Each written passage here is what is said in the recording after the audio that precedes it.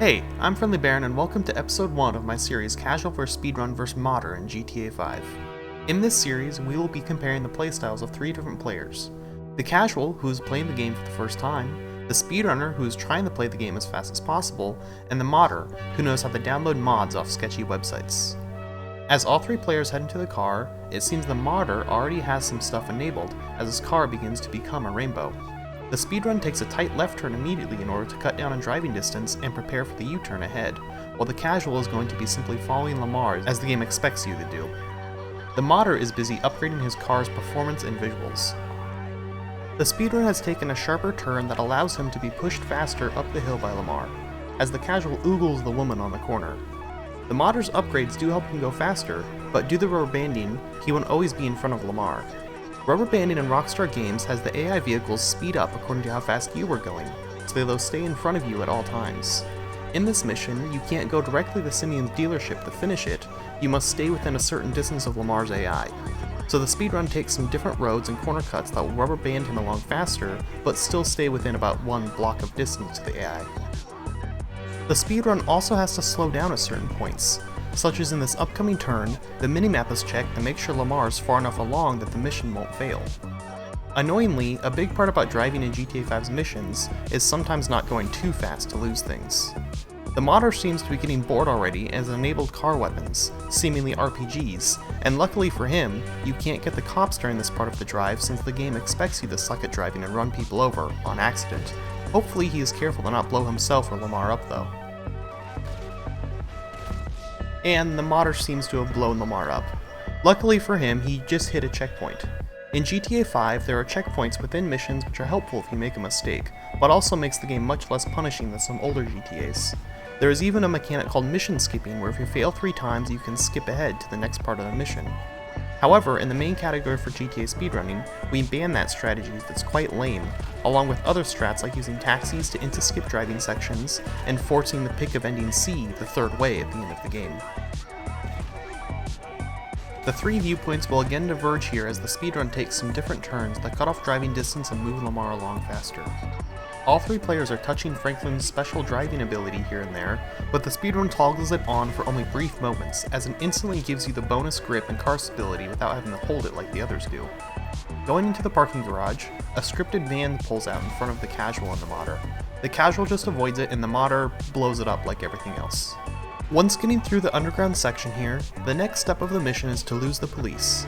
The casual will be driving wildly trying to be clever about losing the cops. The speedrun will be actually clever to take a predetermined route that gets away from the cops quickly without the cooldown being refreshed, while also ending up the car lot by the end of the countdown. The modder just uses his menu that set his wanted level to 0 and instantly drives to the end of the mission. If only it worked like that in real life too. The casual will attempt to hide on a building, but unluckily is seen by a police helicopter that is patrolling that area of the city all the time in single player. The speedrun will turn down this alley, but also wait a moment before continuing on. In GTA V, the cop mechanics are such that they basically have a delayed sense of smell, and will approach where you were about 20 seconds ago. So by sitting in a spot for a moment like this, the cops are attracted to that location on the far side of the alley, and once we see them commit to turning that way on the minimap, it's safe for the speedrun to continue to move forward towards the dealership. The speedrun walks the opposite way out of the dealership, which causes some voice lines to be skipped, then all 3 head into Franklin's car. The modder is slow to begin moving as he customizes the car a bit before getting going, including setting the ever-important license plate. The speedrun drives forward early to get Lamar into the passenger seat quicker, then takes a direct path back to Franklin's house through the alleyway. As the speedrun enters the driveway, he will tap the left wall in order to cut off the current voice lines and cause one final thing to be said, which must be completed before the mission can end.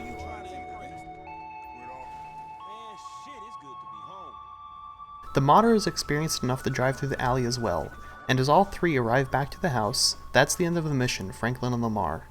The speedrun managed to finish in about 3 minutes and 45 seconds, with the modder being about 45 seconds longer, losing time due to worse driving, but gaining back quite a bit compared to the casual 6-minute time due to the modder removing his cops instantly. The next mission is Repossession, where we head down to the beach area with Lamar for a small shootout, then retrieve a motorcycle for Simeon. The speedrun heads directly back to the garage, but times his running and jumps perfectly to make sure he gets the phone call from Simeon that initiates the mission before getting into the car. The modder spawns himself a fully upgraded Zentorno because it reminds him of the Batman movies. The casual is also in Franklin's default car and takes a small shortcut through an alley he sees back to the dealership, but it's not as good as the shortcut as the speedrun takes, who arrives there first. The speedrun takes cover after exiting the car, then punches, all to avoid the forced slowdown walking the other players have to do. Poor on-foot movement can eat tons of time, and the speedrun will also jump twice exiting the building. It's faster to jump in third person when in interiors, but faster to run normally when outside. The speedrun gets into the bullet supercar that spawned here during this mission, and runs wide to force Lamar to run longer straight to the car as well. The casual and modder are also now exiting the dealership, and the modder just places a waypoint to the next part of the mission and teleports to it. The speedrun is taking a direct route over the jump and has to deal with the stunt camera. They push forward on the stick to speed up the cutscene here, but we use a gun to skip that cutscene entirely next time to go over that jump later in the run. The casual takes the yellow GPS route provided by Rockstar, as always, down to the beach area. When the speedrun arrives to the checkpoint, he will approach it from the middle of the road so that Lamar is just that little bit closer to the left, then park the car next to the fence in order to make sure it is taken by Lamar later in the mission. The next part of the mission, up to getting to the garage, just depends on how long it takes Lamar to get to the end of this alley, so the speedrun punches the drunk man that would normally interrupt Lamar's walk, and the modder happens to do it as well while messing around. The speedrun then jumps ahead, and by being so far in front of Lamar at the garage, and of course knowing the correct one, it skips some voice lines from being played.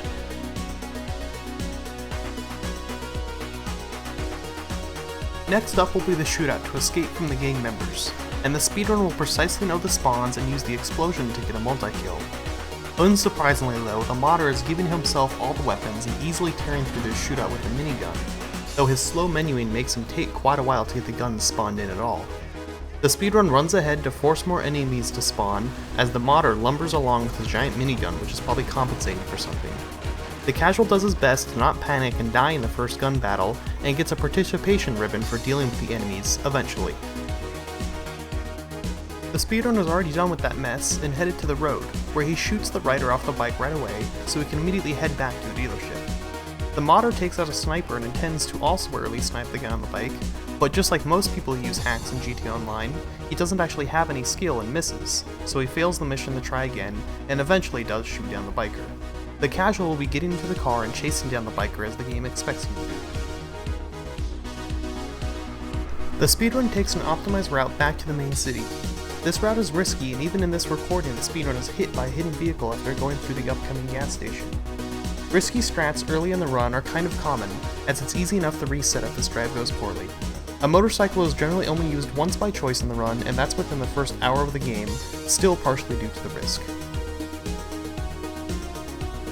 The modder is now on the motorcycle he shot with a sniper, and attempts to spawn an oppressor to quickly fly back to the drop-off point. Unfortunately for him, the mission-spawned bike must be the one taken back, so he abandons the oppressor and turns on some kind of janky fly mode to get over to the end of the mission. It's like a budget version of the oppressor Mark II. The speedrun arrives at the drop-off and jumps off the bike to skip voice lines. I fast-forwarded this entire section for the casual cause, let's be real, none of you are paying attention to it anyways. The modder manages to not crash into anything while flying back to the end of the mission, which is pretty impressive considering the walking controls for that flight mode. That ends the second mission of this episode, Repossession, with the speedrun taking 4.5 minutes, and the modder only taking 25 seconds more, thanks to the teleporting to the start of the mission, and flying the bike back to the ending, though spawning the minigun did lose them a fair bit of time as well. Now onto the mission Pulling Favors, where we help Tanya tow a car. Very thrilling. Every player has the vehicle they used last mission, so the bullet for the speedrun and the Zentorno for the modder, plus the default Franklin vehicle for the casual. The speedrun takes the shortest route to the start of the mission over the grass, and toggles the power when hitting the road to cancel and skip some Tonya voice lines. The casual and modder follow along, at least partially taking the same back alleys. The speedrun gets right back into the car and heads to the lot to get the tow truck. The modder is lazy and just spawns himself a tow truck.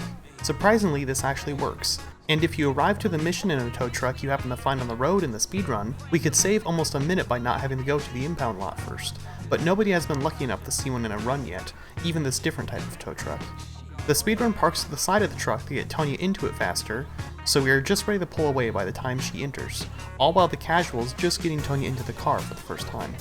The speedrun will balance getting as many curb boosts as possible during this drive, but also making sure they're not hit anything.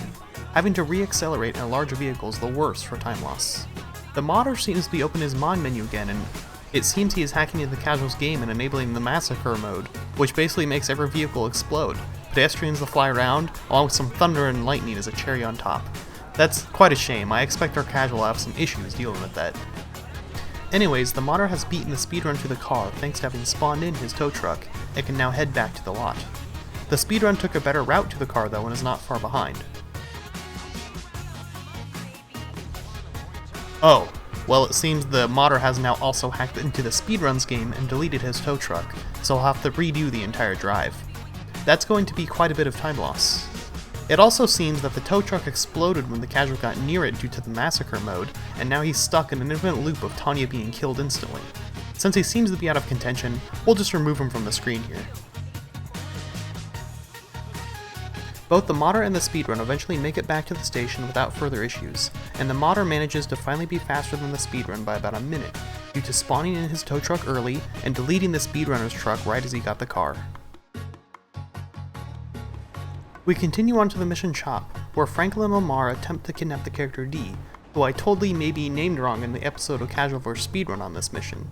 Right away, the modder just teleports himself to the start of the mission, while the speedrun has to drive over there or something. The speedrun will start the mission by slamming into the fence, and raising the car into it just enough to trigger the checkpoint, unlike the old strat where he used to drive between the fences. After playing around with his character a bit, the modder just teleports himself to the next part of the mission. But this makes him encounter an annoying part of GTA V speedruns. In some missions like this one, the cutscene can't begin until required dialogue is played, so the casual just has to sit there and wait for them to finish talking until he can continue. The speedrun's using curb boost and brake boost to catch up, and thanks to getting in the van faster, the speedrun arrives just as his required dialogue is finished, and only 15 seconds behind the modder, even with those two teleports.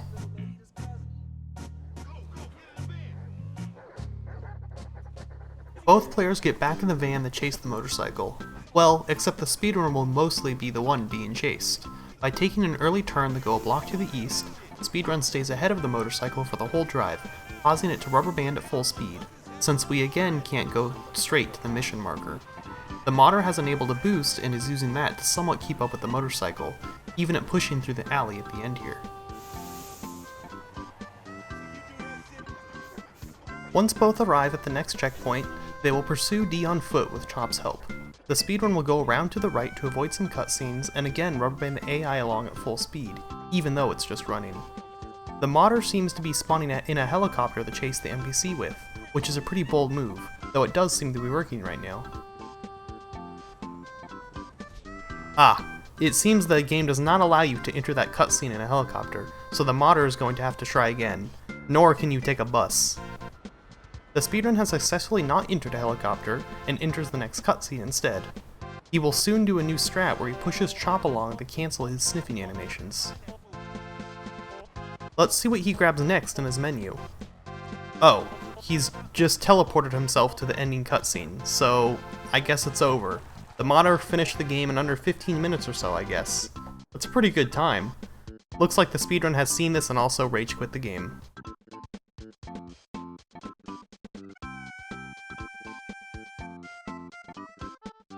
Thanks for watching my little April Fool's video, which doubles as a 50,000 subscriber special for me.